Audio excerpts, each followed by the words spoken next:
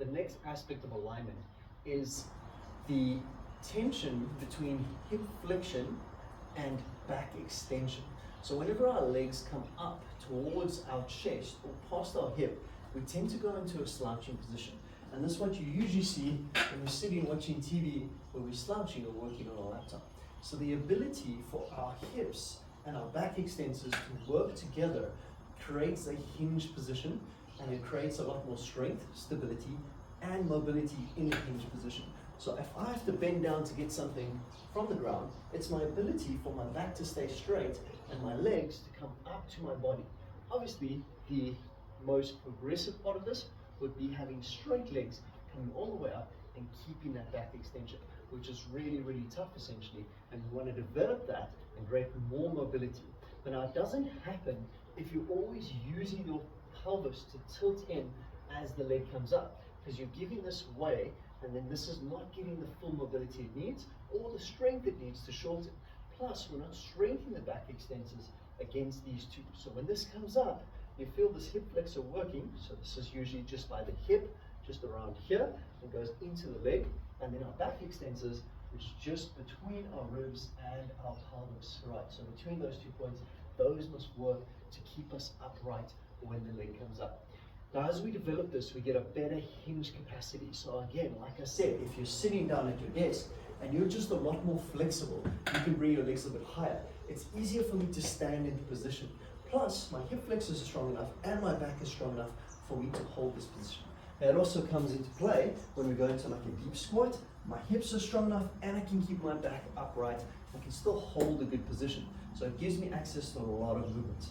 Now, to develop this, we start on the floor. Once again, we have to now realize that our back has to be slightly off the ground. So this is our neutral position where the whole body is in line with the pelvis, but the ribs are still down, right?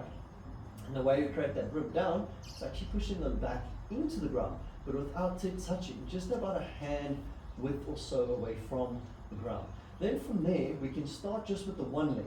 We're going to lift that leg up and try and go as high as possible without letting this back extensor come down. So if I use this leg, you actually see it. As it comes down, I can flatten out and then squeeze my hand. That's not what we're looking to do. I want you to lift that as far as you can and push into it. You should feel the hip flexor and this back extensor working at the same time, especially if you touch it with your hand. And you're going to hold there and release it out. You can work one leg. Then you work the other leg so they can individually get that same feeling. Then eventually we can go two legs, right? And we can probably add straighter legs, but it's going to be tougher to hold and get that leverage. Once we've played around here, got a lot more awareness and stronger in this position, we're going to move to a new position. And that will be up into a sitting position. Now it's very important that you keep this extension and we push our belly out just a little bit. So the ribs aren't flaring, but it's just a slight extension out. And then again, as we lift the leg, we're going to keep this extension. You can even keep your hand there to feel it. Back down. Now you'll feel that hip flexor really working, this back extensor really working, and eventually you can go to a two-legged lift where you have both hands in the air, but it's better to have it more in an extended position.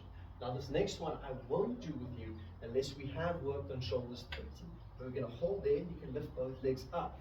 So if you see it from this angle, it's basically holding in position, lifting both legs up in position, and back down without letting that extension go. After you've got that awareness, we can then go to a standing position, because now you're a little bit more aware of what's happening with the back. You can feel it, and then we look at lifting the leg up, all the legs straight, and trying to pull up as high as possible while extending, and then drawing back down. Obviously with this one, we don't have the two.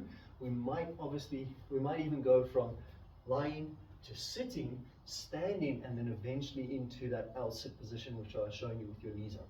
This is a very, very important position to get that dynamic of strengthening hip flexors in a close range, getting the back extensors, trying to get this hinge position properly and nice and strong so that you can develop, you can get better hinges, you can get all the muscles that are stronger for your everyday modern activities like sitting and you're doing your desk work. You'll probably be holding a lot better posture just doing this movement by itself.